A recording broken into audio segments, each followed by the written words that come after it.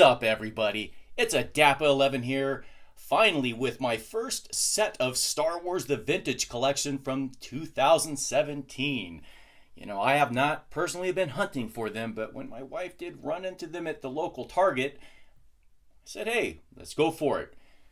Other than that, haven't seen them around on this side of town, but I want to go ahead and do a review of the First Order Stormtrooper, the Army Builder. So let me go ahead and remove Snoke and Kylo Ren here so we can take a look and maybe a bit of a comparison to Vintage Collection from The Empire Strikes Back. And let me find the year here on this one that I'm looking at, 2010.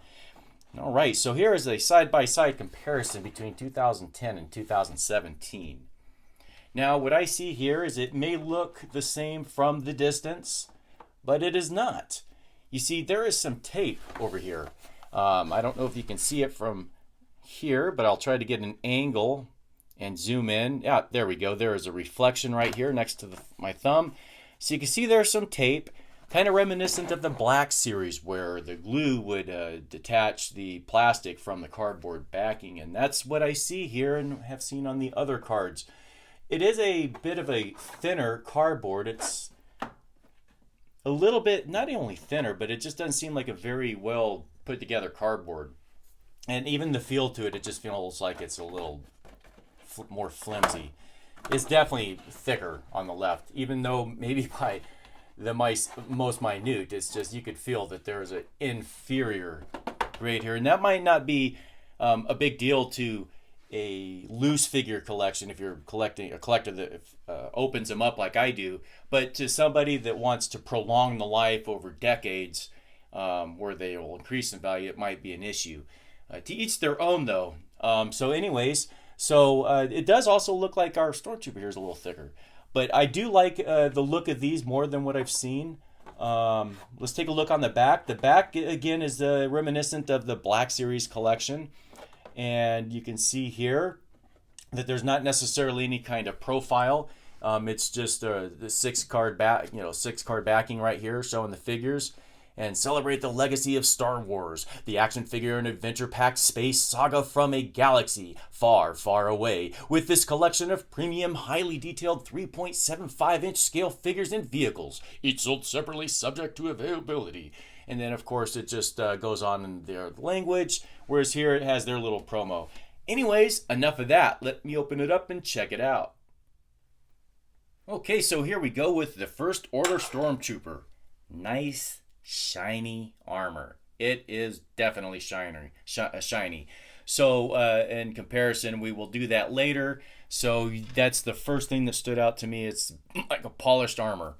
Very nice, which you would expect from the vintage collection, but is it worth the price? I don't know. I don't know what you paid for it, what they're going for across the country.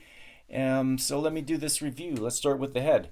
Nice paint sculpt. It's ball joint articulated. There is no removable helmet. It is ball jointed articulation at the elbows and shoulders. You do have to work it a little bit to get the shoulders. You see here, I already chipped the armor. Right here you can see where from getting his armor to go like this, to raise his arm laterally like this, I chipped the paint. So that's a caution, right? Just be cautious right there. So he's not a mint figure anymore. Same with this side. Took off a little bit of paint from raising it a little bit. So there is limitation there if you don't want to take any risk of taking any paint off. He has swivel joint action at the wrists. And let's see a little bit of detail in here. You could see a console of some sort on his forearm. A little bit of somewhat sloppy paint. Two-tone on the gloves. Really like the chest armor.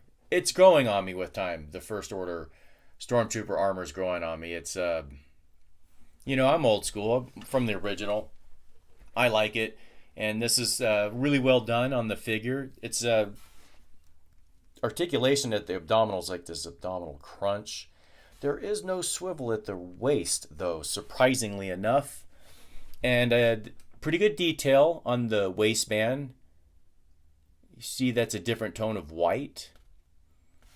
he has ball joint, or okay, now the thermal detonator. Now I went ahead and tried to wiggle this out. You could tell it's in there. Now, I prefer it not to get loosened and have it fall out, so I'm going to leave it in there, and I apologize for not pulling it out to prove a point, but I want it to stay in there. So there we have it with that.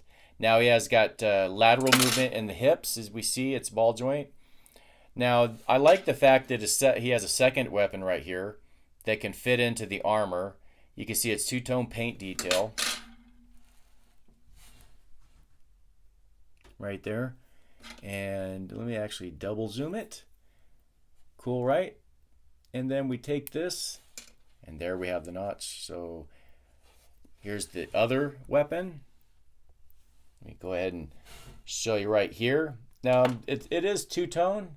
A little bit sloppy. I don't recall that the vintage collection from like the early days, the original, like 2010, I don't remember them having sloppy paint job. Now, I'm not dogging it or nothing like that. It's just there is a difference in the quality of paint on the secondary weapons. Even the figures, you'll see here near the joints, it's a little bit on the sloppier side, kind of like what we saw in the Black series. Okay, not a big complaint, but you know, if the prices are going up and whatnot, it's just something to be you know, pointed out. So we have ball joint articulation at the knees and the ankles. So something else, it does have holes, but I cannot get it to fit into the Marauder action figure stands. And I don't want to break it, so I've left them out. So the action figure holes are a little bit tiny, and that's what I had that same thing with the Rebel Fleet Trooper and my Rebel Hoth Troopers of vintage collection, such as this one in the background, where that action figure's feet pegs, I mean, I can't get they're small anyways. So there we have the articulation paint detail. Now let's go ahead and just briefly take a look at side-by-side comparison here. Now you can see that though the one on the left, he's still clean. I opened him up within the last few years. I don't even remember. I've got like 50 of them. Not all vintage collection by any means, no way. But you can. I think that this has the shinier armor. I think maybe a totally different paint. Maybe this won't have any yellowing. Definitely sharper paint. I guess there is a little bit. You know, it's I shouldn't say sloppy. I don't mean to say it's too sloppy, but hopefully I didn't misreview that. But I don't know. Do you think there's a difference in the paint quality in your figures, in your opinion?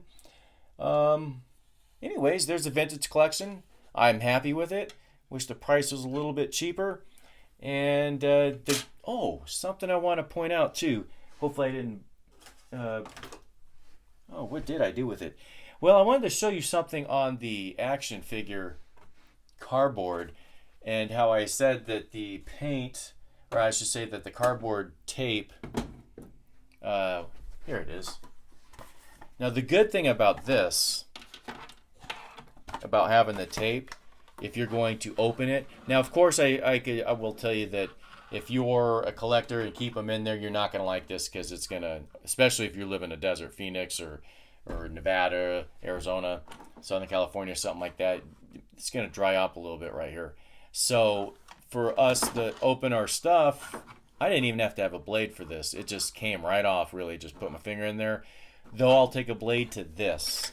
So if you're going to take this, put it on your wall, at least it'll be clean. You know, you won't take off too much like this. So I guess that's that. Well, hey, that will conclude the review, and hopefully I covered everything. I thank you for your time. That thumbs up, and if you're not a subscriber, hey, subscribe, hit the bell for future content, and I guess that's it, everybody. May the force be with you. Take care. Goodbye.